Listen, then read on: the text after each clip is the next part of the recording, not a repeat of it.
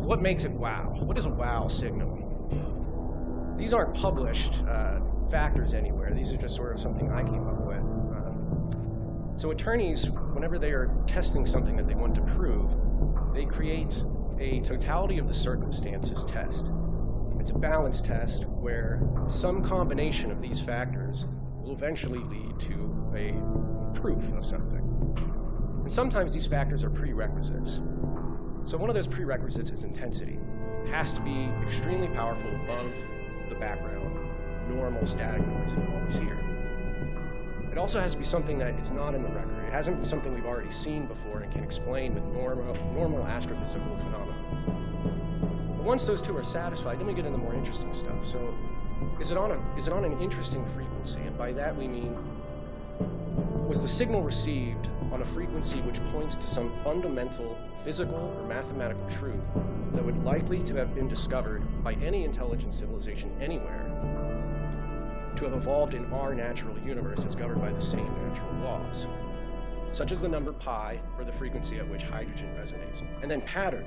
Does the signal itself, or does the population of signals, does it contain mathematical patterns that are unlikely to have been produced naturally, such as an SOS or sets of prime numbers like movies like Contact always use? And then repeatability is the most controversial one to me. Once we see some combination of these factors, once we observe some combination of these factors in a signal, does the signal itself, or does the overall pattern of these signals, does it repeat for scientific confirmation at some point or other?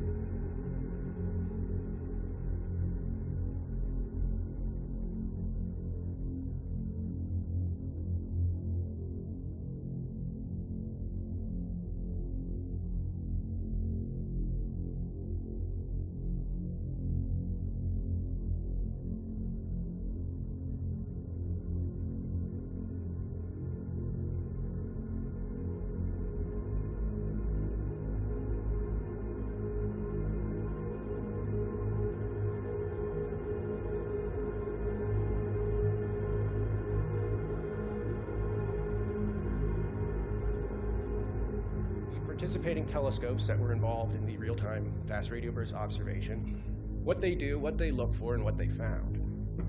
Now, I'm not going to read this off to you. You can just look at it, but essentially it showed that fast radio bursts don't have an explanation. So there was no change in there was no variability in emitted light of the stars. There was no gamma ray radiation. There was no X-ray radiation. There was nothing, literally nothing. Fast radio bursts just appear to come from nowhere, and they are just extremely powerful, and we can't see, there's nothing on that record. There's, that one factor. There's nothing on the record that explains them.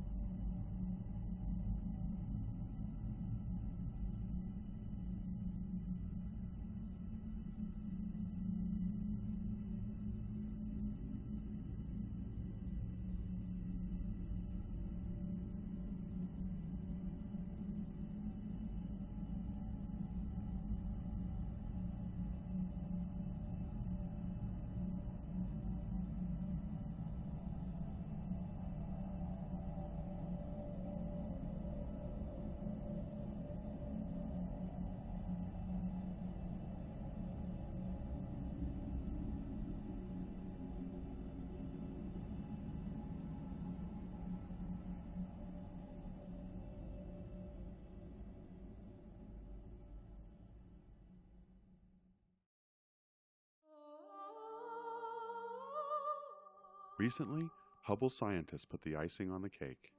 Using the measured redshifts of all the galaxies inside the image, they made a 3D model of the ultra-deep field. This is how it looks when we apply the distances of the galaxies in the most important image ever taken.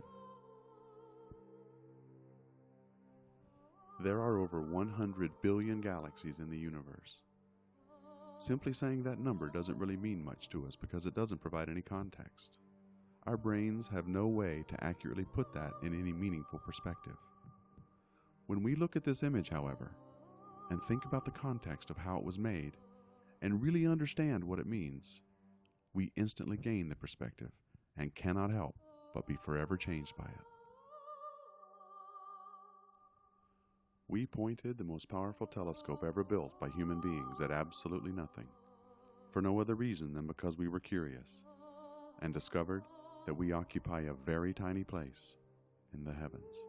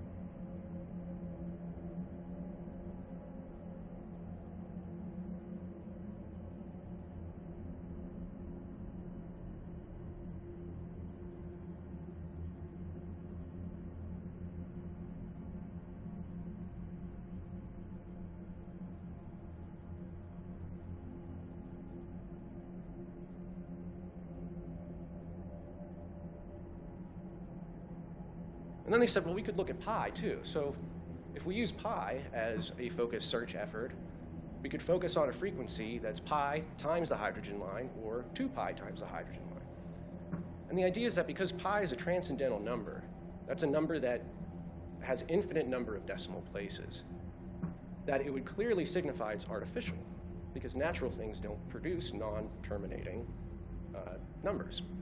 So we would focus our efforts on this frequency as well. We should look there too.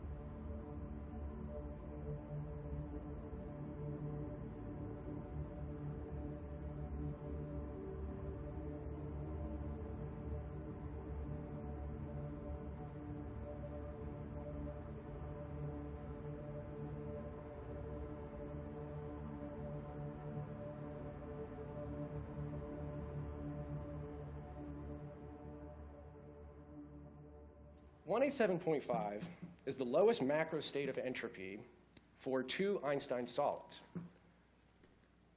So in a system of two Einstein solids, one has 300 oscillations, the other has 200 oscillations, and there's 100 units of total energy. The lowest macro state of entropy will be 187.5 of that system, 3, 2, 1. So this is considered one of the most fundamental and simple ways to look at a thermodynamic model. So this is a fundamental truth. It's like we've been talking about, the hydrogen line, the pi. And so could this be their hydrogen line? And that brings up the question about significance. So yes, it's a prerequisite that it should be something fundamental. It should be something that's true here and there. Pi is pi here, pi is pi there. But you can't guess what their society thinks is significant. So maybe this is considered to them a more fundamental truth than hydrogen is. Or perhaps they think hydrogen is just too simple and they don't want to talk to aliens who would use that and not this. You don't know. You don't know what their thinking is. Or this could have some sort of political or social meaning to them. You're not sure. So okay, so what could this be a message even? So not only is this a significant, fundamental truth number, but what could a message be here? So in English, the lowest macro state means the least likely to occur in nature. So is that possibly a way to say, look, we found a way to represent that the least likely thing to occur has occurred? So you should maybe pay attention to this. I don't know. I think that in the end, it's more that areas of this should be explored that are not being explored by the mainstream. And there is some validity to this being one of those candidate wow signals, and in my opinion, probably the most candidate wow signal that we've ever gotten. Okay, thank you for your time.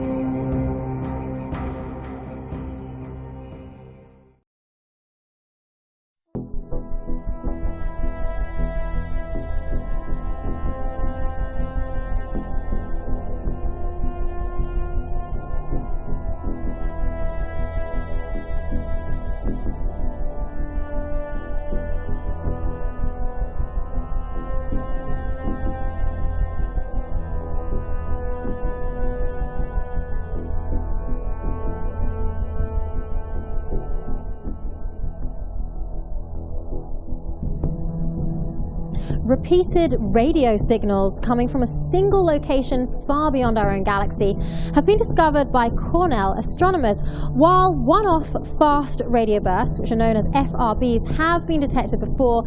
This is the first time that multiple repeated signals have ever been detected, and it indicates that the waves are coming from a powerful source located many light years away. Now, these radio signals from deep space last just a few milliseconds. Only 17 FRBs have ever been found. They were first discovered over a decade ago, but scientists are still baffled as to what causes them. Some of the current theories include cataclysmic events, for example, a supernova collapsing into a black hole, but the repeated signals that have been heard this time are shaking up those theories. In the past, they believed that things like, for example, two stars orbiting each other, colliding, or a giant supernova collapsing into a black hole might have caused these FRBs. There was only 17 of them ever heard in the past. Now we've heard these multiple repeated 10 bursts coming from the same direction, discovered through a radio telescope in Puerto Rico. Astronomers are stumped.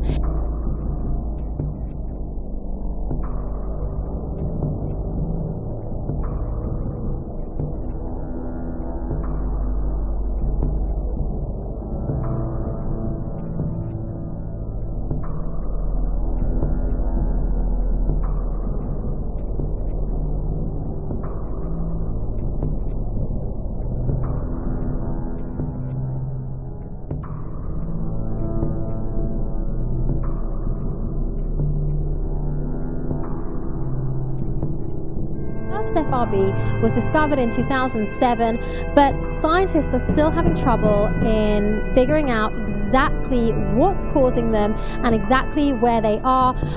17 discovered in total, but now an additional 10 bursts that were found through this radio telescope in Puerto Rico, and all we know so far is that they are around 6 billion light years away. Incidentally, the universe is 14 billion years old, so they're pretty far away. At least that's what we think. I mean, it's ridiculously far away, and that's perhaps like what's so crazy about this whole thing is we're getting, you know, signals, whatever they are really, from so far away.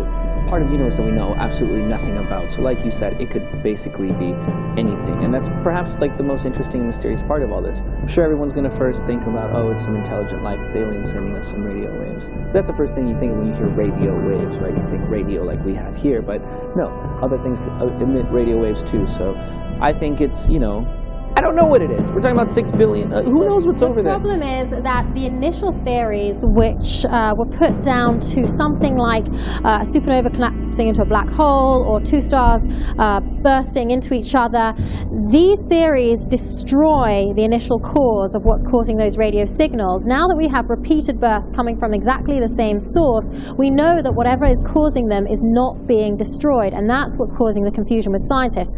Here's a quote from Shami Chatterjee, who is the senior researcher at Cornell University, which is where these sounds were discovered. He said, so either there's an odd coincidence or maybe there are different types of FRBs. Either way, it seems we've broken this enigmatic phenomenon wide open. So these Cornell researchers, they discovered these multiple bursts through this telescope in Puerto Rico. There's no exact location as it stands, multiple theories coming up as to what they could be, but it seems that scientists are most definitely stumped on this one.